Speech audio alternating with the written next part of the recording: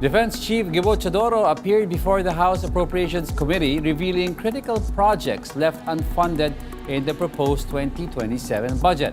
Mobile journalist Amy Atienza is monitoring the national budget deliberations. What can you tell us, Amy?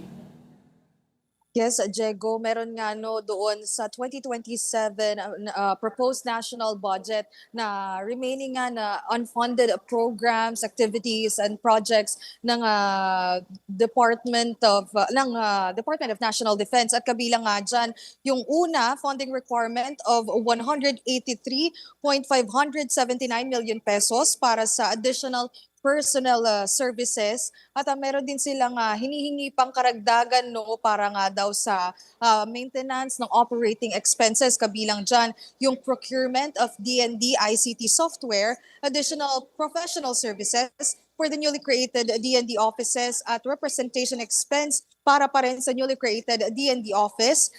Kabilang din dyan ang media production capability at ang establishment ng disaster recovery site at foreign travel requirement. At ang pangatlo na masasabi nila no na unfunded doon sa 2027 national budget ay itong DND ICT equipment and procurement of motor vehicles. So nakikita natin, Diego, no, 324.632 billion pesos pa rin naman no, yung budget ng DND para nga sa susunod na taon, which is technically higher than of 2026 na nasa 306 billion pesos pa lang.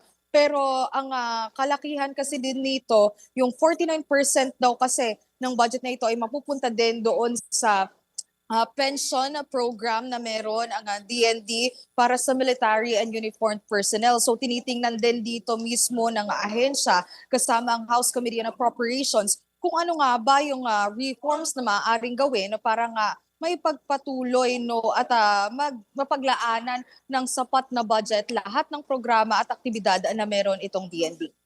So Amy, saan plano kunin ni Secretary Gibo Chodoro yung funding no sa sinasabing a more agile or tech-capable military or a bigger, better and military and other plans niya kung medyo may kakulangan sa budget? Ito nga no, Diego, tinitingnan nila yung MUP pension reform at yun yung pinag-uusapan din mismo ng mga miyembro ng House Committee on Appropriations sa kung paano nga ba no mapapabawas yung bilang o yung amount nitong pension na naibibigay nga sa military and uniformed personnel.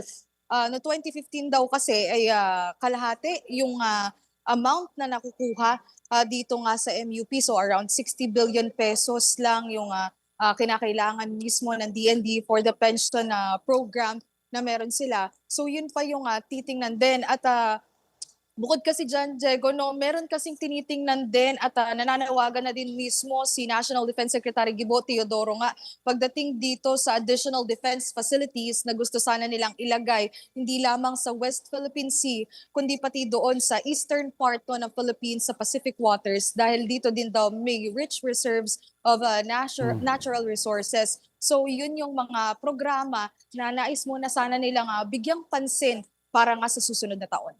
Alright, Amy, ano pa yung mga ibang ahensya na scheduled next no, na mag-defend sa budget nila? Nako, Diego, bukas malaki-laki pa rin no, yung mapapag-usapan dito sa budget dahil bukas nakalaan yung araw para sa Department of Public Works and Highways. At bukod pa sa kanila, no, kasama din dyan ang DENR, pati na rin DMW para nga matalakay kung ano yung magiging plano nilang programa at kung paano nga ba nila ilalaan yung pondo na nakapaloob dun sa 2027 national budget para nga sa susunod na taon. Alright, Amy, si Ombudsman Remulla, no, na I heard na sa budget deliberations. So, ano mga sinasabi niya on the sidelines about yung mga kailangan niya, yung mga deliberations? Well, dito, Diego, nung nagsimula din itong budget deliberations ng Office of the Ombudsman, nasa higit 7 billion pesos, no, yung hinihinging budget mismo ng Office of the Ombudsman sa House Committee on Appropriations. Pasok din naman ito doon sa naibigay nga doon sa 2027 National Expenditure Program.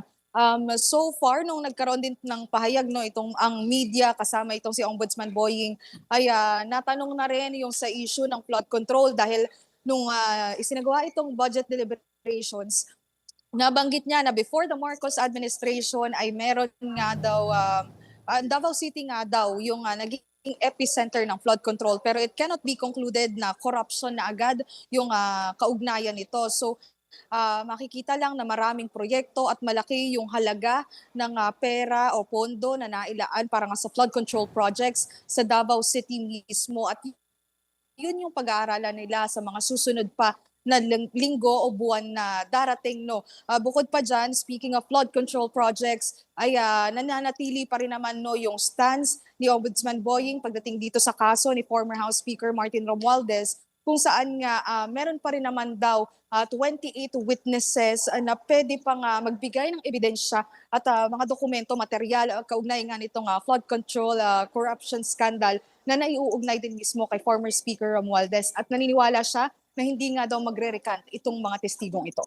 All right, thank you for those updates. Mobile journalist Amy Atienza reporting to us live from the House of Representatives.